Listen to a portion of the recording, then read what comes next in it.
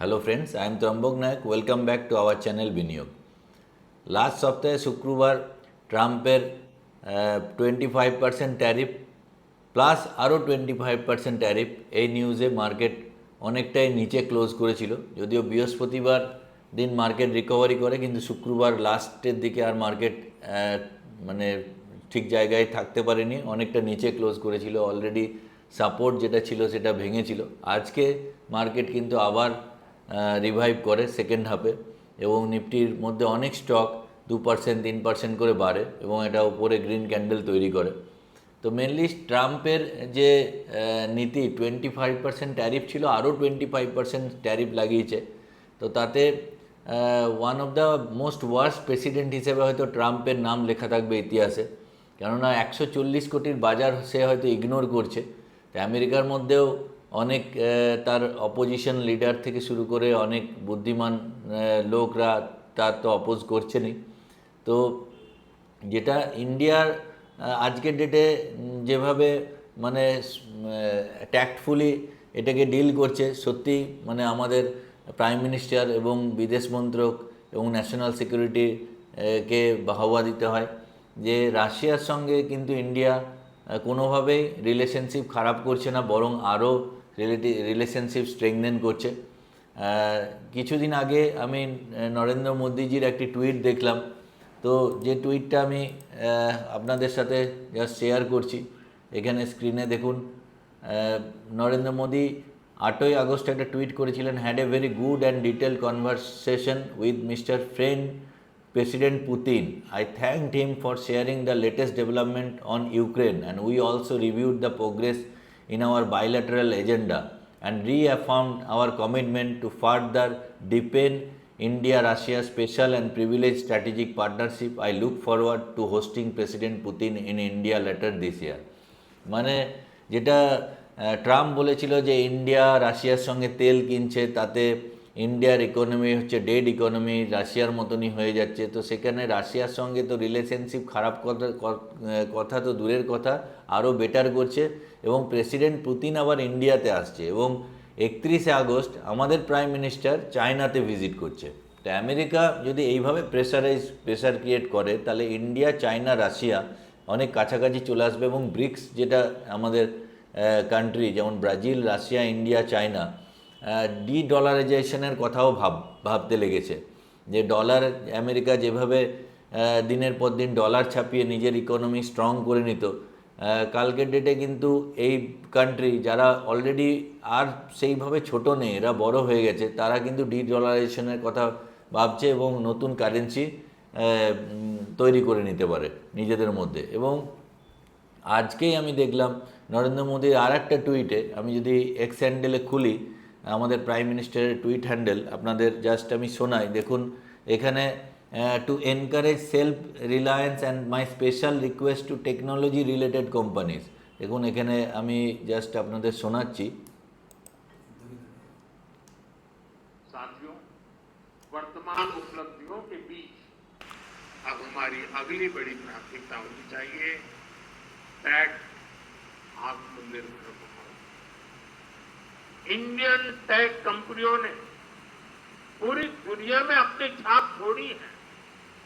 हमने पूरे वर्ल्ड के लिए सॉफ्टवेयर और प्रोडक्ट्स बनाए हैं। अब समय है हम भारत की जरूरतों को और ज्यादा प्रायोरिटी दें। তো এখানে পরিষ্কার উনি ইঙ্গিত দিচ্ছেন যে আমাদের যেটা টেক কোম্পানিকে আত্মনির্ভর হতে বলছেন, যে আত্মনির্ভর ভারত, ইনি এটা কোভিডের সময় উনি বলেছিলেন। কতটা দূরদৃষ্টি থাকলে এটা বলা যায়। তো আজকে টেক কোম্পানিকে আত্মনির্ভর করতে উনি বলছেন। কেননা যেটা মানে আমার মনে হয়, যেটা আমেরিকার হাতে টোটাল অপারেটিং সিস্টেম, মানে ইন্টারনেটের দুনিয়াতে আইওএস এবং অ্যান্ড্রয়েড দুটোই বড় বড় আমেরিকান কোম্পানি। আজকে আমরা ল্যাপটপে, হোয়াটসঅ্যাপে সমস্ত কিছু ডেটা আমাদের আমেরিকার কাছেই থাকছে। তো কালকে ডেটে যদি এইসব কান্ট্রি অত্যধিক মানে একটা জায়গায় যদি টাসেলে চলে যায়, তাহলে একটা যা সুইচ অফ করে দিলেই কিন্তু আমাদের টোটাল ডেটা থেকে শুরু করে সমস্ত ইকোনমি কিন্তু সুইচ অফ হয়ে যাবে। তো ইন্ডিয়ার বিদেশ মন্ত্রক সে ব্যাপারেও ওয়াকিবহাল যে আমেরিকার সঙ্গে রিলেশনশিপ খারাপ না করে কতটা মানে এড়িয়ে চলে কিভাবে সামলানো যায় ট্যাক্টফুলি, ওনারা সেটাই করছেন। কিন্তু যেটা বার্তা দিচ্ছেন আমাদের প্রাইম মিনিস্টার, যে আগামী দিনে কিন্তু আমাদের নিজস্ব অপারেটিং সিস্টেম তৈরি করতে হবে যাতে আমাদের বিদেশের ওপরে ডিপেন্ডেন্সি কমে আসে। সেই জন্য টেক কোম্পানিগুলোকে তিনি উদ্দেশ্য করে আজকে উনি বেঙ্গালুরুতে একটা ভাষণ দিয়েছেন। তো কামিং ডেজে যেটা আমেরিকার যেটা মানে ডমিনেন্সি বা ডিকটেটরশিপ, সেটা কিন্তু ইন্ডিয়া আর সেইভাবে মানছে না। যেটা মেন কারণ হচ্ছে যে ইন্ডিয়া আগের মতো আর নেই। ইন্ডিয়া কিন্তু আগের থেকে ডিফেন্স সেক্টর থেকে শুরু করে সব সেক্টরে কিন্তু মানে আরও ডেভেলপের দিকে, মানে ডেভেলপিং থেকে ডেভেলপের দিকে যাচ্ছে। তো যেটা চার্টে আমরা যদি দেখি, দেখুন এখানে যেটা নিফটির সাপোর্ট দেখুন, যেটা আগের দিনে নিফটি সাপোর্টের থেকে নিচে ক্লোজিং দিয়েছিল, আজকে আবার কিন্তু গ্রিন ক্যান্ডেল তৈরি করেছে।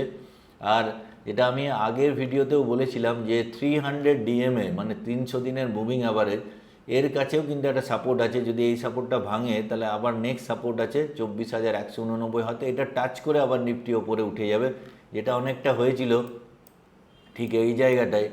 যখনই 300 ডিএমএ আর প্রাইস একটা অপরের সঙ্গে ইন্টারসেক্ট করে চলে, তো প্রাইস যখন বাড়ে 300 ডিএমএ যদি নিচে থাকে তাহলে প্রাইস আবার এসে 300 ডিএমএকে টাচ করে, মানে ওভার ভ্যালুড থাকে।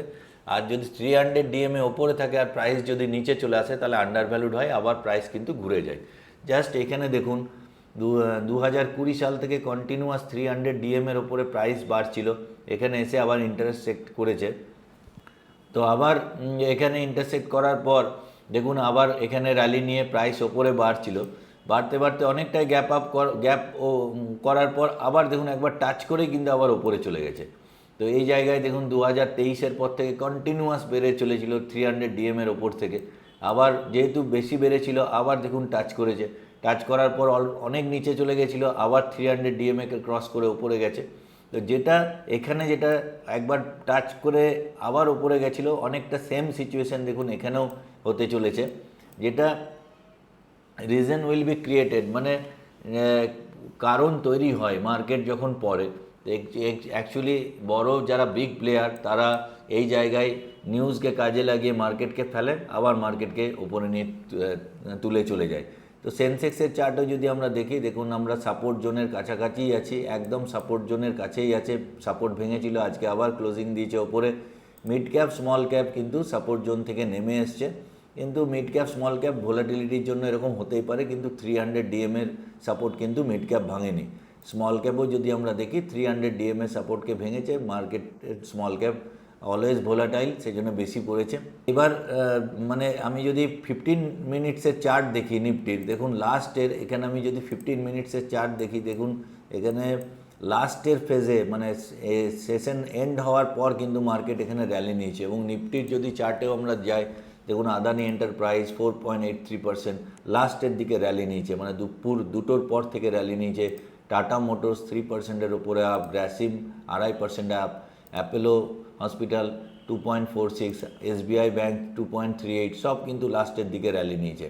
তো অলমোস্ট কিন্তু বেশিরভাগ স্টক কিন্তু গ্রিনে চলে এসছে, তো এটা একটা ভালো লক্ষণ, এটাই নিফটির সাপোর্ট। তো এখান থেকে মার্কেট হয়তো আরও একটু পড়তে পারে, নাও পড়তে পারে, তো এরকম ওঠানামা লেগেই থাকে। তো এখানে ভয় না পেয়ে আমাদের স্টে ইনভেস্টেড থাকতে হবে।